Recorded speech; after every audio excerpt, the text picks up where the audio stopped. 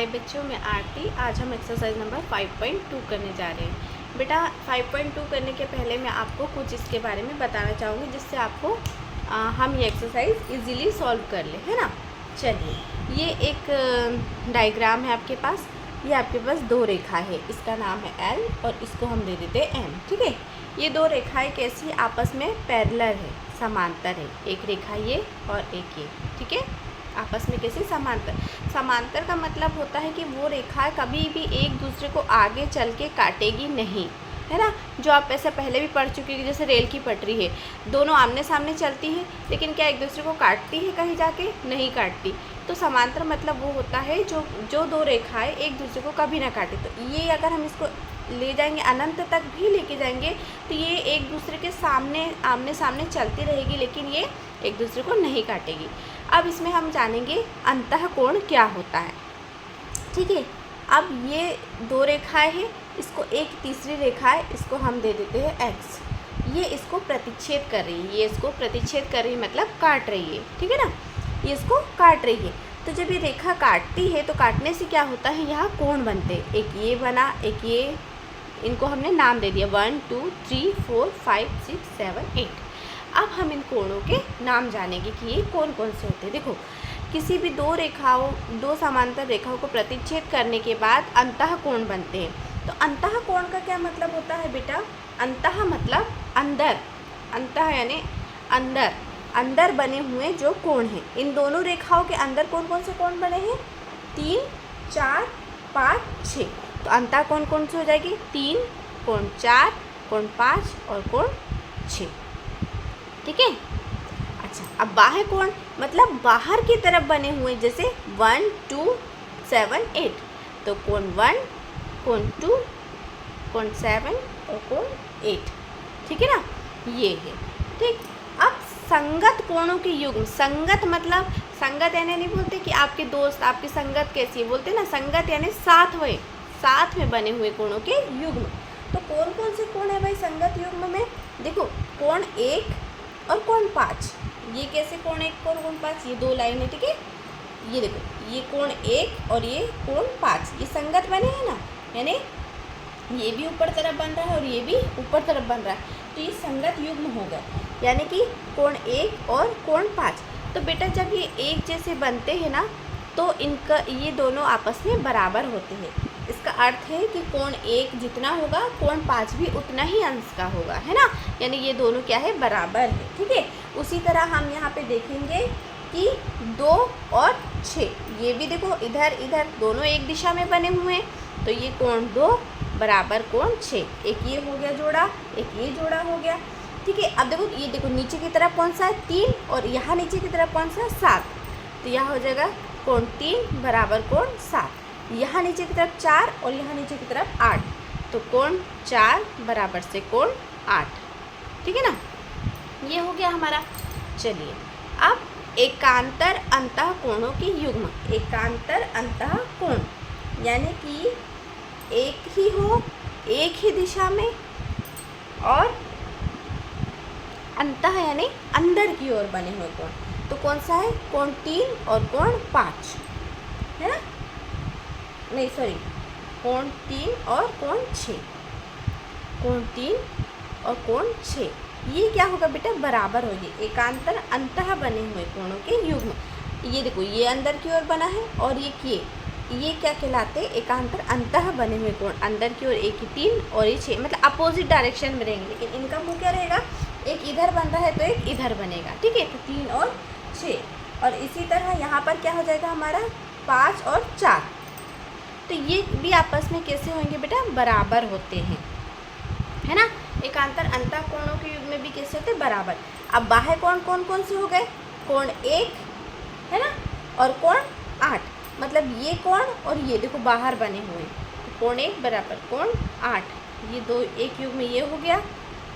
ठीक है, फिर दूसरा क्या हो गया हमारा, कोण 2 और कोण 7, ये भी बराबर होंगे हमारे, कोण 2 और कोण 7। ठीक है, अब तिर्यक छेदी रेखा के एक ही तरफ बने अंतःकोणों के युग्म। तिर्यक छेदी रेखा कौन सी है, यहाँ पे जो काट रही है वो रेखा तिर्यक छेदी रेखा मतलब एक्स। इसके एक ही तरह पे बने हुए कोण, लेकिन अंतः यानी अंदर की ओर बने हुए कोण, तो कौन से है देखो, एक ही तरह पे 3 और 5। तो ये भी बेटा आपस में कैसे होते हैं, बराबर होते हैं। जितना 3 होगा उतना ही, मतलब नहीं बराबर नहीं होते, सॉरी, ये युग्म होते हैं, ठीक है, कोण 5, ठीक है। और यहाँ पे कौन सा, कोण 4 और कोण 6, ये आपके एक ही तरफ पे बने हुए दो अंतःकोण है ना। और अगर बाह्य बोल देंगे तो 7, 1, 2, 8, ठीक है। आया समझ में आपको?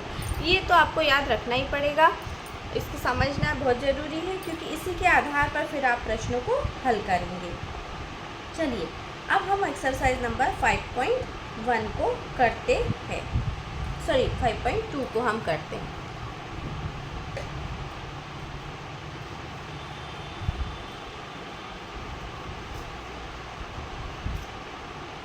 यहाँ में हमारे पास 5.2 में क्या है, क्वेश्चन नंबर, पहले हम इसका डायग्राम बना लेते हैं। डायग्राम है हमारे पास,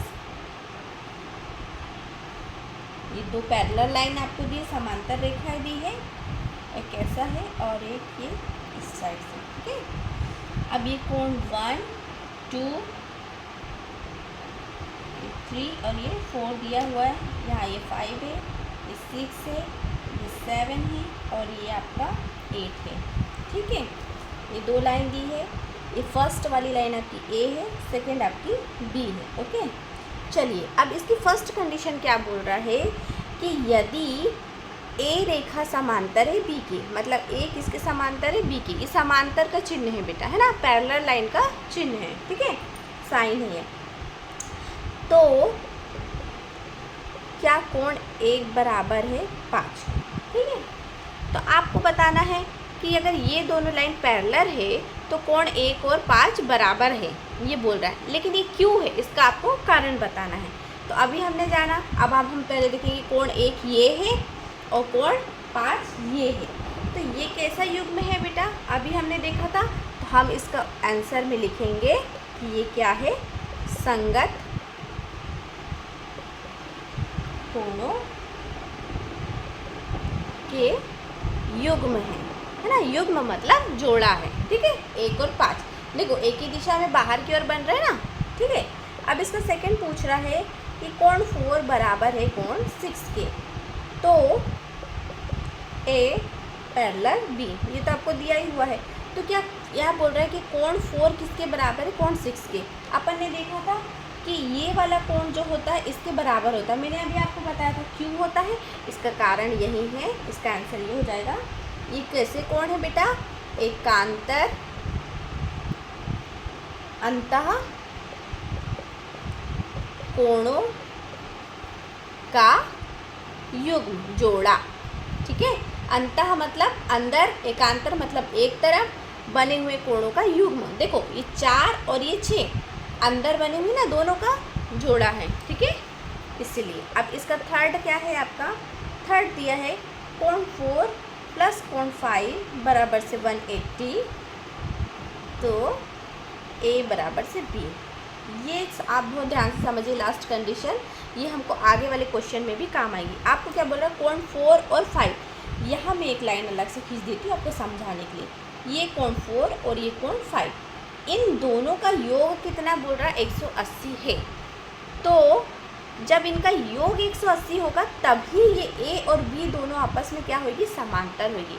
एक बात हमेशा याद रखना आपको ना, हो सकता है कि डायग्राम में आप ऐसी दो लाइनें लेके सीधी दिख रही है तो आपने मान लिया कि हाँ पैरेलल है, लेकिन इसका मतलब ऐसा नहीं होता बेटे कि वो समांतर है। हम कैसे जांच करेंगे कि ये दोनों लाइन समांतर है, जब इनके ही जो दो आपस में जो बने हुए कोण है ना, जो तिर्यक छेदी रेखा, मतलब ये जो खींची हुई तिर्यक छेदी रेखा की एक तरफ पे बने हुए जो अंतः कोण है ना, ये अंतः कोण है ना, ये तिर्यक छेदी रेखा पे बने हुए अंतः कोण है ना, तो ये अंतः कोणों का योग अगर 180 आएगा जोड़ने पे, तभी ये दोनों लाइनें क्या होगी, आपस में समांतर होगी, ठीक है ना। यानी उनका क्या योग कितना आना चाहिए, 180 आना चाहिए। तो इसका आंसर क्या हो जाएगा भाई, ये कौन से कोण है आपके, तिर्यक छेदी रेखा के एक तरफ बने अंतः कोणों के युग्म है, ये का युग्म, अंतः कोणों का युग्म या अंतः कोणों के युग्म। ठीक है, ये देखो तिर्यक छेदी रेखा पर बने एक ही तरफ पर बने, यानी एक ही तरफ बन रहे हैं, इसी तरफ बन रहे हैं ना, बने अंतः कोण यानी अंतः यानी अंदर बने हुए कोणों का युग्म यानी जोड़ा, एक ये और एक ये, दो को मिला के एक पेयर बन गया, एक जोड़ा बन गया। ठीक है ना, आई बात समझ में। चलिए अब ये हो गया हमारा क्वेश्चन नंबर 1 कंप्लीट। ठीक है, इसका आंसर यही हो जाएगा आपका। अब आप आंसर को वीडियो पॉज करके लिख सकते हैं। ठीक है ना, अब क्वेश्चन नंबर हमारा 2। क्वेश्चन नंबर 2 में हमको एक डायग्राम दिया है, इस डायग्राम को भी हम बना लेते हैं बेटा। एक ही लाइन हमको दी हुई है, 1 4 3 2 5 8। ये डायग्राम वही है, बस इसके जो नंबर है ना वो थोड़ा इधर उधर उन्होंने कर दिए हैं, और ये लाइन भी आपकी ए और बी दी हुई है। चलिए अब इसमें क्या बोल रहा है, पहला अभी तक हमको दे रहा था और हमको पूछ रहा था उसका कारण, हमको कारण दिया है और उसके हमें कोण बताने हैं। ठीक है, तो पहला क्या बोला है, संगत कोणों के युग्म बताइए। तो पहले का आंसर क्या हो जाएगा भाई, संगत कोणों के युग्म क्या हो जाएगी, संगत कोणों के युग्म। कौन कौन से हो गए भाई संगत कोणों के युग्म,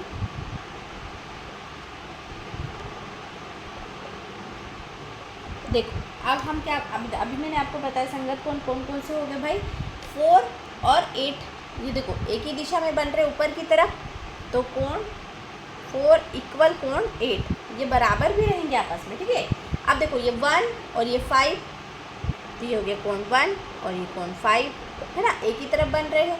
इसी तरह अंदर अंदर के देख लेंगे, कोण 3 अंदर, और इधर ये कोण 7, कोण 3 और कोण 7, ये संगत कोणों के युग्म है ना। और कोण 2 और कोण 6, कोण 6। ठीक है, मतलब एंगल 2 और एंगल 6। ठीक है, अब सेकंड क्या पूछा हमको, सेकंड बोल रहा है कि अंतः एकांतर कोणों की युग्म, अंतः एकांतर कोणों के युग्म जोड़े। अंतः एकांतर कौन से भाई, अंतः मतलब अंदर बने हुए, ये हो गया 3, और एकांतर कोण मतलब आपस में मतलब अपोजिट डायरेक्शन में, जैसे 3 यहाँ है तो ये 5, तो कौन सा हो गया 3, किसके बराबर है 5 के, ये भी आपके ये कोण 3 और ये कोण 5, इनके जोड़े बताना है ना। ठीक है, अब यहाँ पे कौन सा हो गया 2 और ये 8, ये 3 था तो इधर 5 आया, तो 2 है तो इसका अपोजिट इधर 8 आएगा, तो कोण 2 और 8, ये अंतः यानी अंदर बने हुए हैं। ठीक है, अगर यही हमें बाहर पूछ लेगा तो 7 के अपोजिट में क्या है आपका 1 है ना, 6 के अपोजिट में 4, बाहर पूछ लिया तो ऐसा। तीसरा, तिर्यक छेदी रेखा पर एक तरफ बने अंतः कोणों का योग है ना, क्या है आपका तिर्यक छेदी रेखा पर एक तरफ बने कोण, तो क्या हो गया आपका पहला, तिर्यक छेदी रेखा आपकी ये है ना, और इसमें एक तरफ पे बने हुए कोण, ये नहीं बोला है अंतः ना, नहीं, एक तरफ पे बने हुए अंतः कोण है ना, अंतः कोण, एक तरफ बने अंतः कोण, अंतः मतलब अंदर। तो कौन कौन से हो गए बेटा आपके यहाँ पर 3 और 8, एक तरफ पे बने अंतः मतलब ये कोण 3 और कोण 8। ठीक है, और ये कोण 2, ये इधर पर और 2 और ये 5, अंदर वाले पूछे तो हम अंदर वाले लिखेंगे। अब इसका फोर्थ क्या बोल रहा है, ये शीर्षाभिमुख कोण। शीर्षाभिमुख कोण तो बेटा आपको मैंने इसके पहले वाले में भी बताया है कि शीर्षाभिमुख क्या होता, शीर्ष यानी एक ही शीर्ष पे बने, भिमुख मतलब जिसका मुख क्या हो, मुंह किधर हो, अलग अलग दिशा में हो, है ना। जैसे कोई लाइन है, इसको यूँ काटा, इधर इसका मुंह जा रहा है और इसका मुंह लेकिन शीर्ष इनका एक ही है। शीर्ष क्या है इनका? एक ही है, लेकिन इनका डायरेक्शन कैसा है? अलग अलग है, एक इधर विमुख, मतलब अलग अलग। ठीक है, तो ये हो गए आपके शीर्षाभिमुख कोण। इसको एल मान लो और एम, तो ये एल बराबर एम, तो ये दोनों कोण क्या होते हैं? आपस में बराबर होते हैं, और ये शीर्षाभिमुख है। तो इसी तरह हम यहाँ देखेंगे कि भाई यहाँ कौन कौन से हैं। एक ये लाइन है ना, एक ये लाइन है, ठीक, ये बस ग्रीन से करती हूँ, तो ये लाइन है एक, ठीक है। तो ये एक कोण ये हो गया और एक ये हो गया, है ना, एक कोण ये हो गया और एक ये हो गया। तो यहाँ हम आंसर में क्या लिख सकते हैं? कोण 8 बराबर कोण 6, ठीक है। फिर यहाँ पे बहुत सारे हैं, कोण 7 बराबर कोण 5, और ये आपस में बराबर भी होते हैं बेटा, है ना। यहाँ देखो, ये कोण 4 और ये कोण 2, ये शीर्ष है कि इधर मुंह इसका और इधर मुंह इसका, तो ये हो गया कोण 2, ठीक है। अब ये कोण 3 और बराबर से कोण 1, ठीक, आया समझ में? चलिए, ये हो गया शीर्षाभिमुख कोण। चलिए, अब हमारा ये हो गया क्वेश्चन नंबर आपका 2 कंप्लीट, है ना। अब हम करेंगे क्वेश्चन नंबर हमारा 3। तो क्वेश्चन नंबर 3 में हमको दिया है कि आप संलग्न आकृति में P पैरेलल Q अज्ञात कोण ज्ञात कीजिए। चलिए, तो हम पहले डायग्राम बना लेते हैं भाई इसका। आपको ये डायग्राम दिया है, 2 पैरेलल लाइन दी हुई है, इसको एक रेखा काट रही है आपका, इसका नाम है P, इसका नाम है Q, यहाँ आपको दिया है E, ये दिया है 125, ये दिया है आपका F। आपको कौन कौन से फाइंड करना है? A, B, D और ये है आपका C, ठीक है। आपको ये वाले फाइंड करना है, निकालना। सिर्फ आपको एक वैल्यू दी है 125। अब हम कैसे निकालेंगे, चलो देखते हैं, ठीक है। पहली बात क्या है, ये अगर पैरेलल लाइन है, ये एक सीधी लीनियर यानी रेखिक लाइन है, तो ये दोनों कोणों का योग कितना होगा बेटा? 180। मतलब ये कोण कितना है आपका? यहाँ पे कोण E है, ठीक है। कोण E प्लस 125 बराबर से कितना होगा आपका? 180। और ये कैसे कोण है बेटा? ये संगत युग्म के कोण हैं, मतलब एक ही रेखा पे बने हुए कोण क्या कहलाते हैं आपके? यह आपको इसका कारण भी लिखते चलना है। संगत कोणों का युग्म है, जोड़ा है, ठीक है ना। ये हो गया। तो देखिए, अब कोण E हम इससे प्राप्त कर लेंगे। 180 में से 125 हमारा घट गया, तो हमारे पास बचा कितना? 55, ठीक है। ये आ गया आपका 55 नहीं है, एक मिनट, ये 10 में 5 और 9 में 2 2 7, यहाँ आ गया आपका 125 है ना, और ये 125, तो हाँ 5, ठीक है ना, 7 में 2 गए तो 5, ठीक है। तो ये आ गया आपका 55, सही है। फिर कोण E हमको प्राप्त हो गया भाई 55। जब हम जानते हैं कि ये कोण और ये कोण क्या होते हैं? शीर्षाभिमुख के बराबर होते हैं। तो जब कोण E हमारे पास 55 है, तो कोण F भी हमारे पास क्या होगा बेटा? 55 होगा ना, होगा कि नहीं? क्यों होगा? इसका कारण आप यहाँ लिख दीजिए, क्या है। मैं ना थोड़ा इधर उधर कर दे रही हूँ क्योंकि मेरी जगह का प्रॉब्लम हो गया, मुझे हल करना। आप इसको सीक्वेंस से एक के बाद एक ही करिएगा, ठीक है। तो ये इसका कारण क्या लिख देंगे? क्योंकि ये क्या है? शीर्षाभिमुख कोण है ना, शीर्षाभिमुख कोण है। अब देखिए, अब मैंने क्या बताया था? कोण F, ये दोनों लाइन पैरेलल है, काट रही है, तो कोण F और कोण A बराबर होगा कि नहीं होगा? होगा ना। क्यों होगा भाई? है? क्यों होगा? क्यों होगा? क्योंकि ये क्या है? एकांतरीय छेदी रेखा पे बने हुए एकांतर अंता कोण है ना। तिर्यक छेदी रेखा पे बने हुए एकांतर अंता कोणों के युग में, इसलिए ये दोनों क्या हो गए? आपस में बराबर हो गए। यहाँ आपको लिखना है कि तिर्यक छेदी रेखा पर बने क्या है, बने एकांतर अंतःकोण। ठीक है ना, ये हो गया आपका। ठीक, तो इसलिए आपका ये क्या हो जाएगा बेटा, ये हो जाएगा आपके बराबर। जब f अपने पास 55 है तो ए बी क्या हो जाएगा फिर हमारे पास, जब ये बराबर होगा तो ए बी हमारे पास कितना हो जाएगा 55। अब देखो बेटा, कोण ए बराबर कोण सी क्यों है भाई, कोण ए बराबर कोण सी, क्योंकि ये कैसे कोण है बेटा, शीर्षाभिमुख कोण है। शीर्षा कैसे कोण है आपकी, ये शीर्षाभिमुख कोण। ये कारण आपको लिखना है हर जगह पे, है ना। जब आप ये लिखेंगे ना तो आपको ये कारण लिखते चलना है कि भाई आप क्या करना चाह रहे हैं और क्यों है ये बराबर, है ना। तो ये आपको लिखना है। अब देखो कोण सी बराबर है तो कोण सी भी हमको मिल गया कितना 55, तो ए भी मिल गया हमको, कोण ए भी मिल गया हमको 55, कोण सी भी मिल गया हमको 55, दो हमने फाइंड कर लिए ना। अब क्या हो जाएगा, कोण दो हमने फाइंड कर लिए।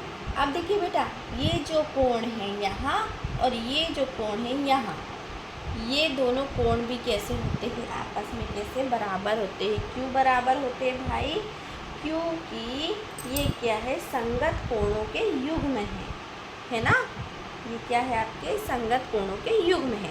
या तो आप ऐसे कर सकते हैं, जब हमको ये देखो, ये एक लाइन है सीधी, जब हमें कोण ए, ठीक है, और कोण बी, ये दोनों को मिला के कितना होएगा आपका 180 होएगा, है ना। इनको अगर प्लस करेंगे तो हम कितना होगा 180। जब हम यहाँ रख देंगे 55 प्लस कोण बी बराबर 180, कोण ए का मान हमको पता है कितना है 55 है, तो हमने 55 रख दिया। अब कोण बी का हमने करा 180 माइनस 55, तो कोण बी कितना प्राप्त हो जाएगा हमको 125। तो जब कोण बी 125 हमको प्राप्त हो गया, तो अब आप इसको बताइए एक बात कि जब ये दोनों हमको 125 प्राप्त हो गया तो कोण डी भी 125 होगा ना, है ना। यहाँ लिख देती हूँ मैं आगे का कि कोण जो बी है वो बराबर है कोण डी के। क्यों बराबर है, तो इसका कारण भी क्या है कि ये शीर्षाभिमुख, मतलब एक ही शीर्ष पे बने हुए अपोजिट डायरेक्शन के कोण है और ये दोनों बराबर होते हैं। तो कोण बी 125 है तो कोण डी भी हमारे पास 125 हो जाएगा। ठीक, आया समझ में। तो ये आपके आंसर हो गए। ये पूरे मान मैंने यहाँ लिखे हुए हैं, ये आंसर करके मैं यहाँ लिख देती हूँ। आप इसको यहाँ मैं 2 मिनट पॉज कर देती हूँ, तो आप इसको यहाँ से नोट डाउन कर सकते हैं, ठीक है ना। और जो चीज़ समझ में ना आए प्लीज़ आप इसको कमेंट सेक्शन में लिखिएगा। अब हमारे पास क्वेश्चन नंबर 4 है। तो ये वीडियो बहुत लेंथी हो रहा है, तो मैं आगे के क्वेश्चन इसके नेक्स्ट वीडियो में आपको भेजती हूँ, है ना। चलिए बेटा, ओके बाय।